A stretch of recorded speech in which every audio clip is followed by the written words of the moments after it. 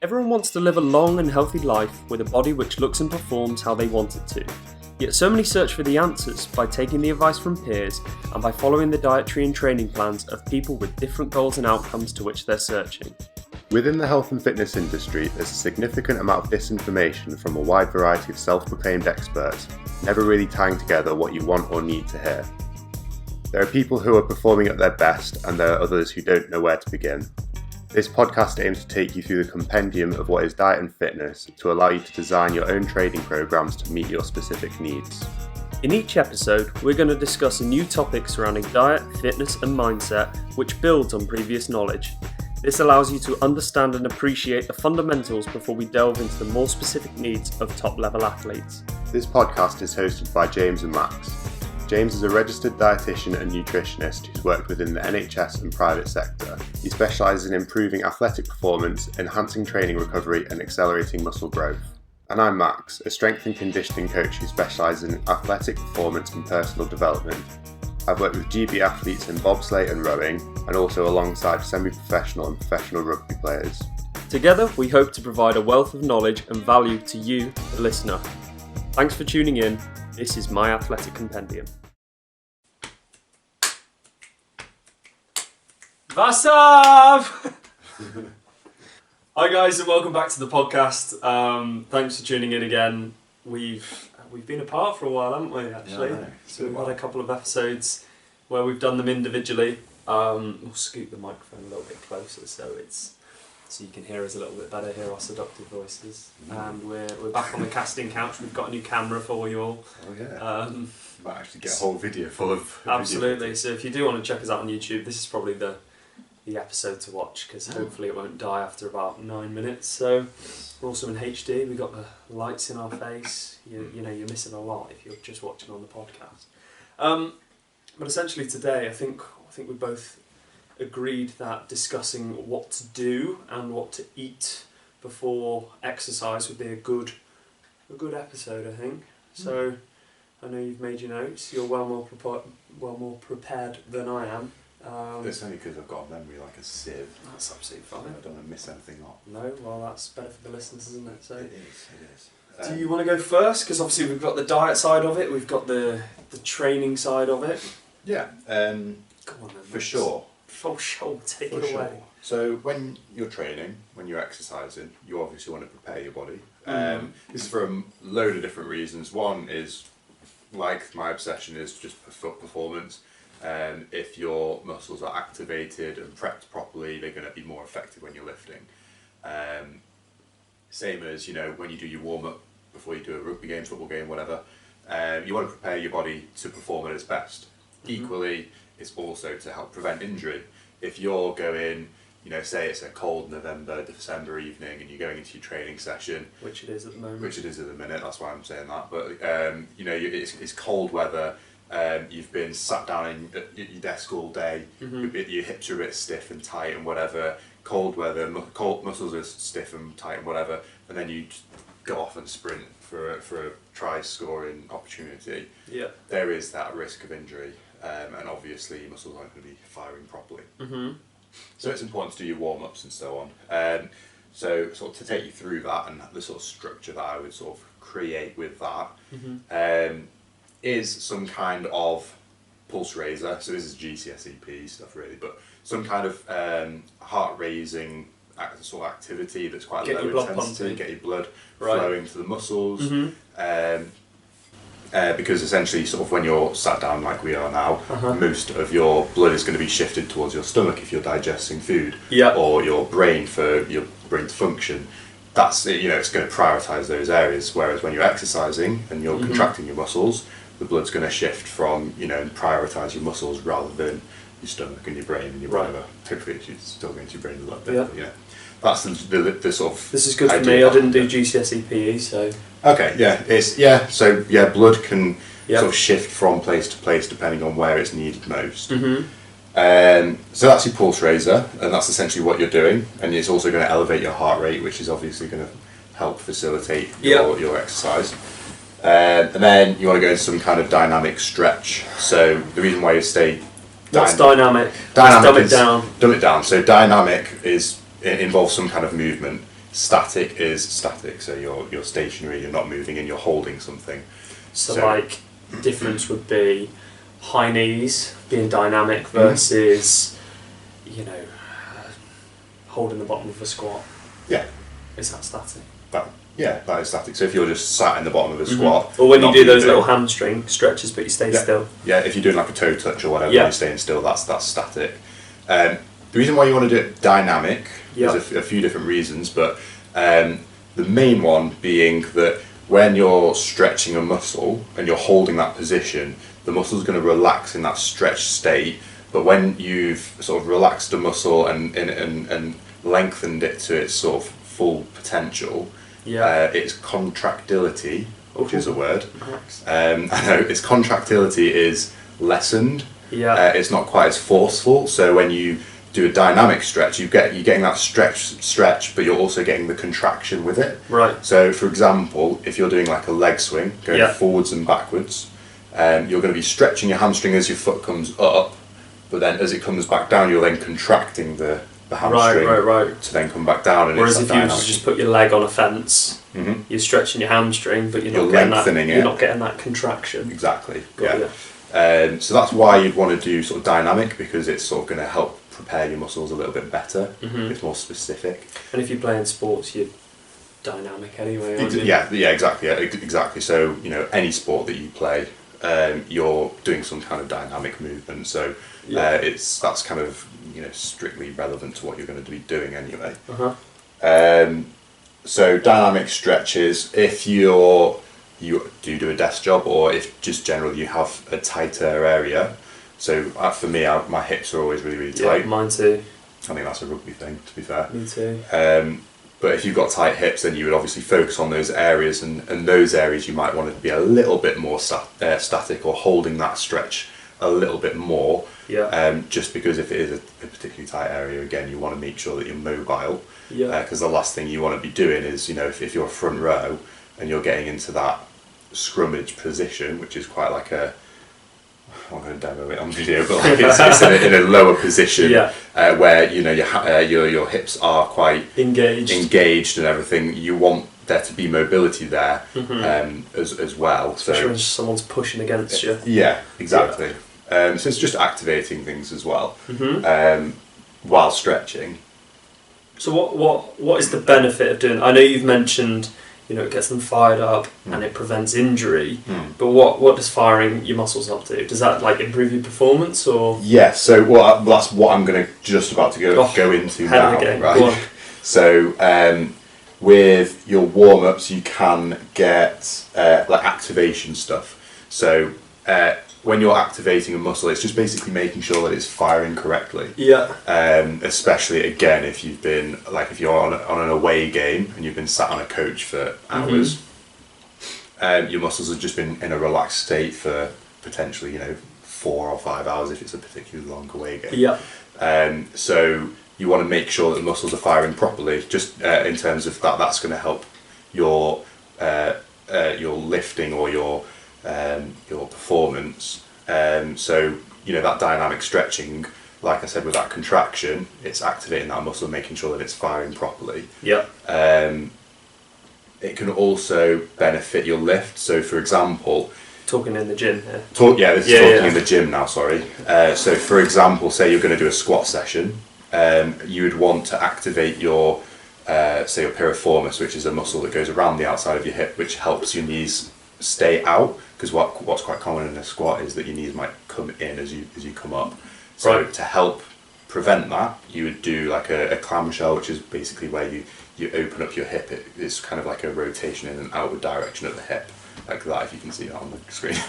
Opening up your groin. Opening up your groin, yeah. And that's going to help prevent that knee cave. And so there is like the activation of those muscles can also sort of facilitate your training, but also it can activate.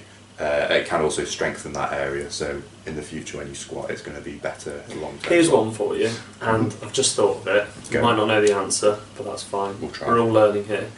Massage guns, and not necessarily massage guns, but a pre-game massage anyway. I love the fact you asked this question because I forgot to write this down as a note, but lovely. it's a very, very good point to bring Very up. synergistic, aren't they? But essentially, do they have any benefit being one? I know they work in a recovery sense, especially like if someone's got an injury, activating blood flow and things like that. But prior to an exercise session or prior to a game, a match, do they serve any purpose? Yes. Well, yes.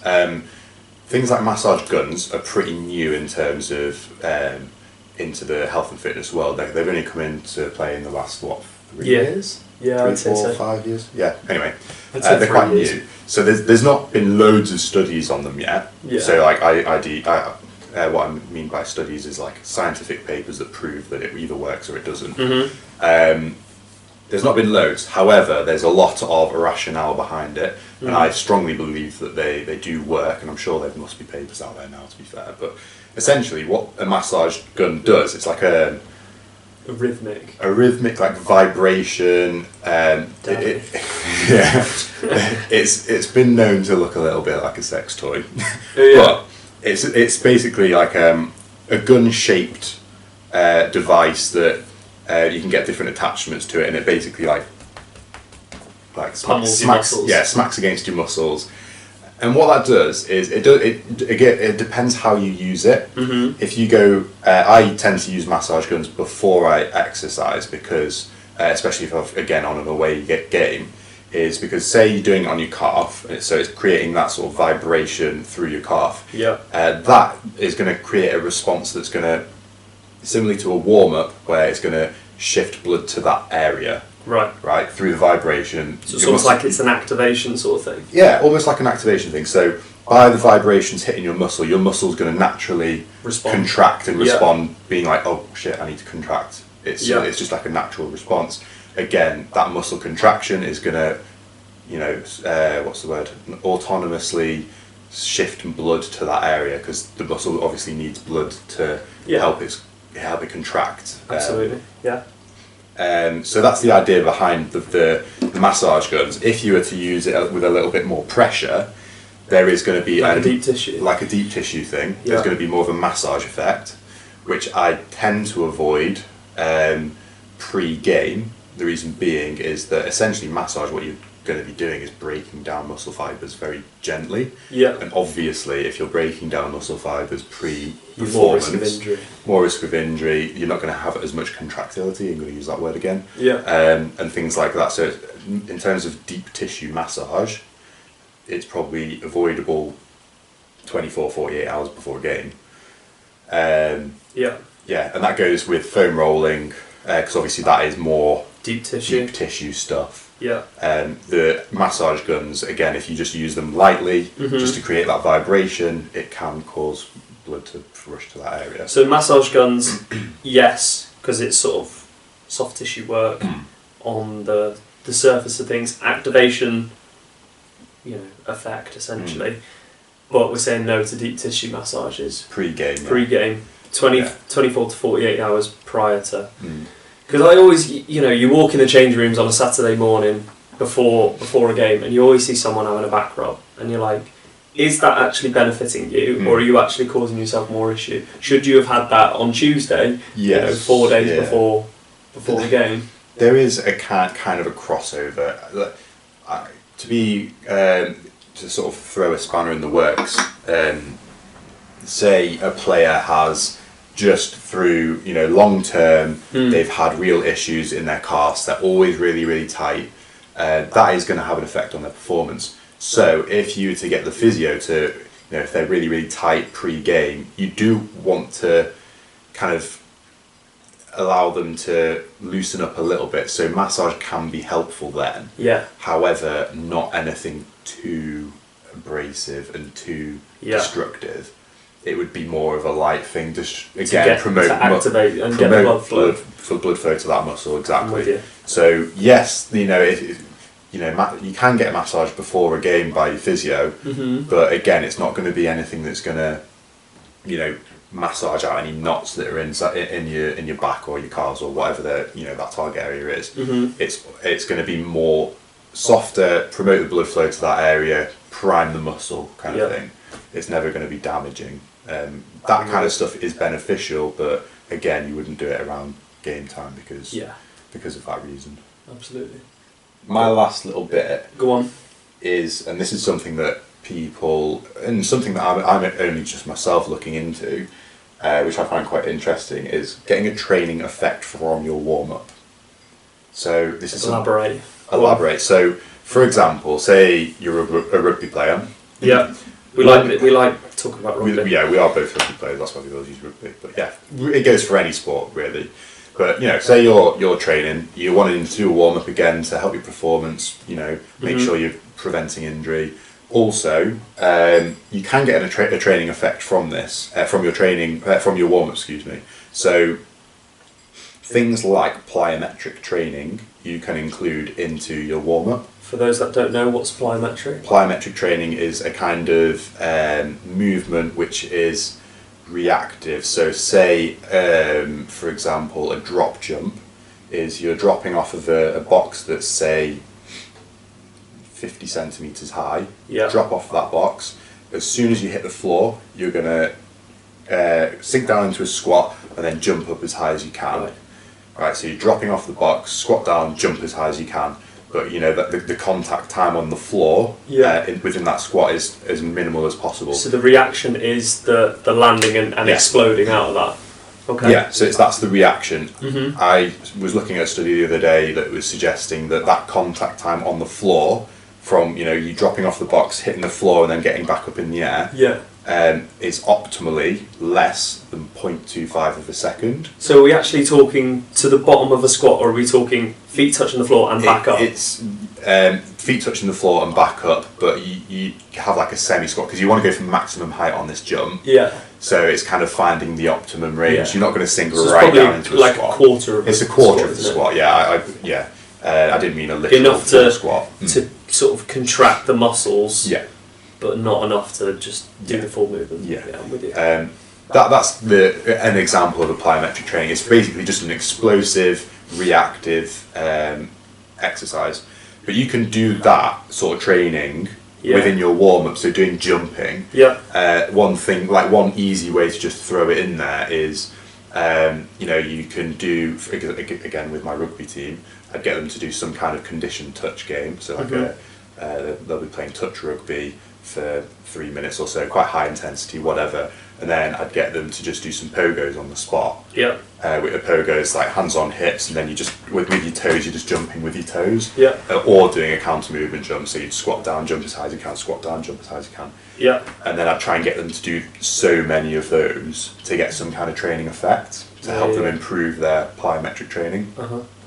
But at the same time as them doing that, that's warming them up, that's getting their muscles activated, that's getting them to the blood to flow to those areas, but it's also going to help get that training effect with plyometric training. Right. Does that make sense? Yeah. To you, at least. It does, because I'm thinking of it in the sense of if you're reacting, there's times where you have that.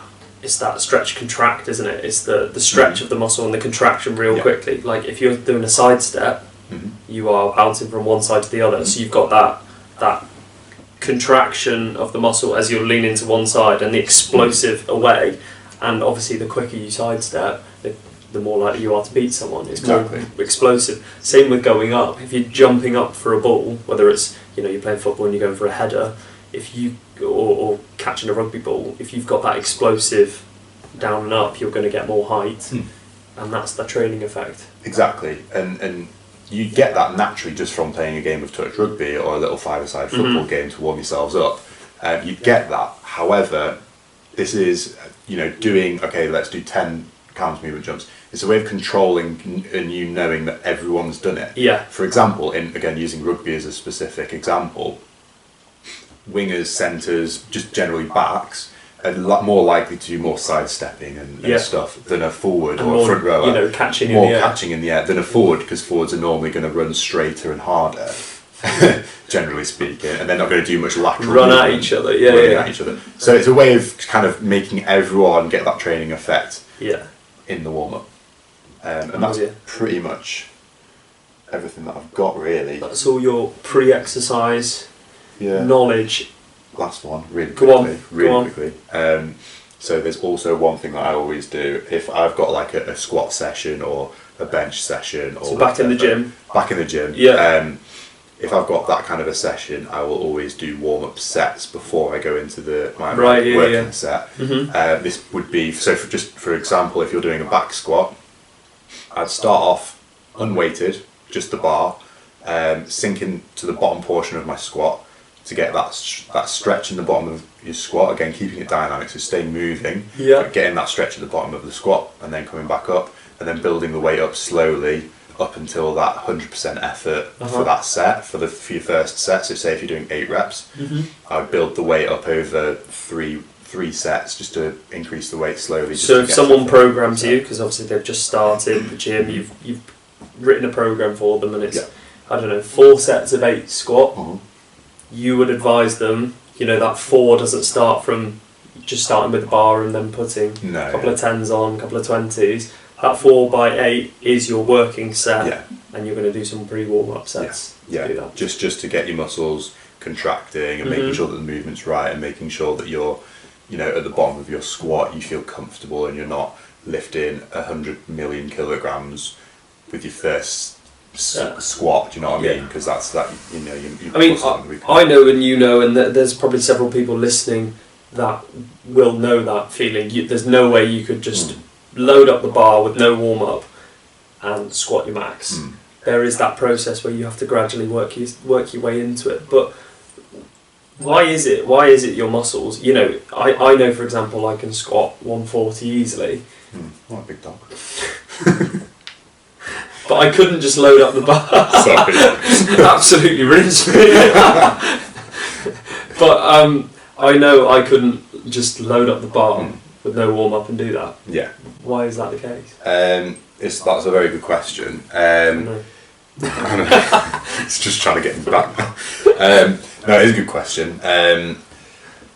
Reason being is simply because you've gone, say, for example, if you're training in the morning, you've just woken up, you're in that kind of state of mind. There's so many different factors that can affect this, but you're in that state of mind of like, I've just woken up, I'm going to the gym, just driven to the gym or whatever, and your brain's not fully switched on, and it's the same with your muscles. Doesn't matter what time of the day you train, if you're going in to do a 140 kilogram squat, because you're a big dog, you need to be, and it's the same with your muscles. They need to make sure that they're contracting forcefully. And if you're just going to do that straight off the bat without any kind of warm up, again, it's your muscles' response to a specific environment. So if you're squatting 140 kilograms, no warm up sets, no warm up, no nothing, they're going to contract with that massive amount of force. Unprepared. Right. And so there's going to be more tears in your muscle from that lift, and so you might elicit more DOMs, you might create that tear to an extent which can injure you. So it's always a good idea to make sure that you're getting your warm-up sets, to make sure that your muscles are used to contracting forcefully, make sure that they're getting used to that kind of range of movement at your joints and so on. Sounds good. Does that answer the question? That does answer my question. How long are we on? Fucking hours. I've just been nattering away for days. No, it's good, because I'm thinking, we were going to do some pre-exercise nutrition advice on this, but that can probably be saved for another episode, I think. What are we up to? I don't know, it's locked. I think we'll end the podcast there, guys. I'm going to shove my face in the camera and see. Ooh. We've got post as well. This is completely unscripted. It's completely off the cuff. We're just that good. Absolutely, and Amazon have just popped something through my letterbox. So, hope you enjoyed the podcast. If you liked it, please let somebody else know if you think they're going to get any benefit from it. Give us a follow on our social media. It's My Athletic Compendium on Instagram. That's about all we have at the moment, isn't it? But yeah, if you liked us, then pass it on to someone. Share the knowledge. Share the value that you're getting. We really do appreciate it. So, cheers, guys. See you next week. Nice one. Take care. Arrivederci.